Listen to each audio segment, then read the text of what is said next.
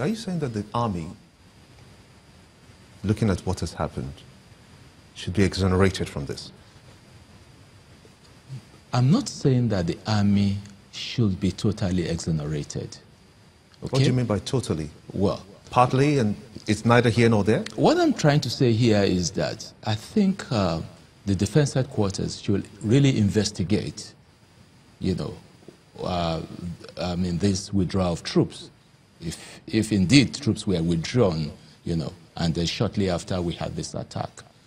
Again, we cannot really rule out, because just like Dr. Idoko cited, conspiracy theories will definitely come to play here. And we have to be careful, because here emotions have been set loose. People are really, they don't even know the fate of their children. But do you believe there's a conspiracy here? Well, the way things are, doubts have been created. It is not my belief that matters here now. Let me clear the doubts. Yes. In 2013, a government science school was also attacked in Boniyadi. Yes. And 29 students were killed. Yes. That was just before the peak of the insurgency in the Northeast. In 2014, Chibok was attacked. Nobody was killed. These are two separate situations. Students were killed, students were not killed, but abducted. And in just this February, students again were kidnapped, and nobody was killed.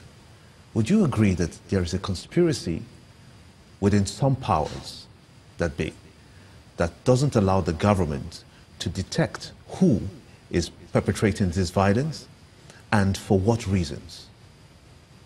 Yes, Jimba, we cannot rule out this. We cannot at this point in time. And that is why I said there's need to. We just must put our feet on the ground. We cannot rule it out. Because for all you care, some people, somebody, somewhere might just want to frustrate the efforts of this government. And especially at this point in time, when elections are just, very close by. And that is really, really very, very sad, Honestly, we must, as a nation, rise above petty politicking.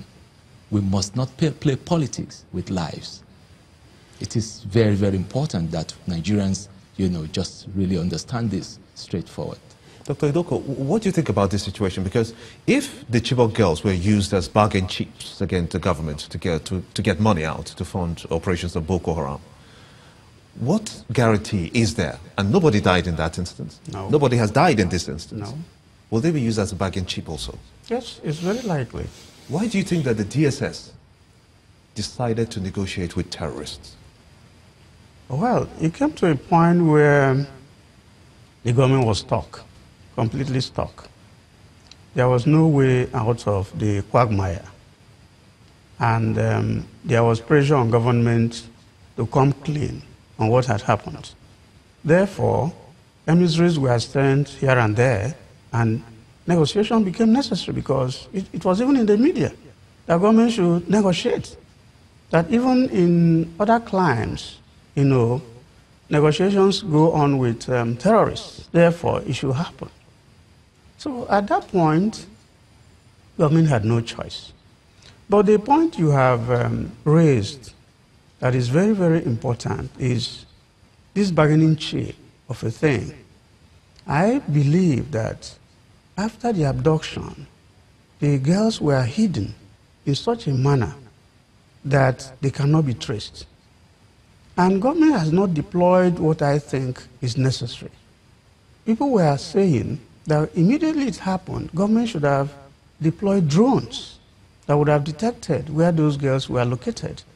But as you can imagine, because of the delay, due to this denial by government that anything happened, so government could not take action.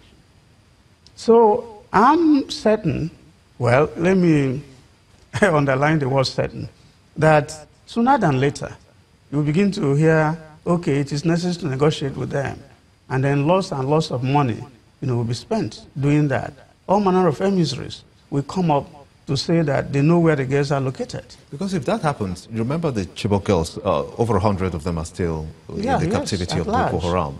And if the ones that were released earlier, and we had that negotiation, and we had them released and to the Nigerian government, if some Boko Haram captives, talking about the Chibok girls, are still with Boko Haram at this time, that means Boko Haram largely has not been defeated. It is actually winning this war. Yeah, government has actually come out to even corroborate the fact that Boko Haram has not been defeated.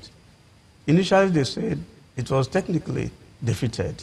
Now they are saying it is largely defeated. No, it's technically it's largely degraded. This is what it is. Yeah. The theater commander, Operation Lafia Dole, Major General Rogers Nicholas, held a press briefing, I think that was last week, yes.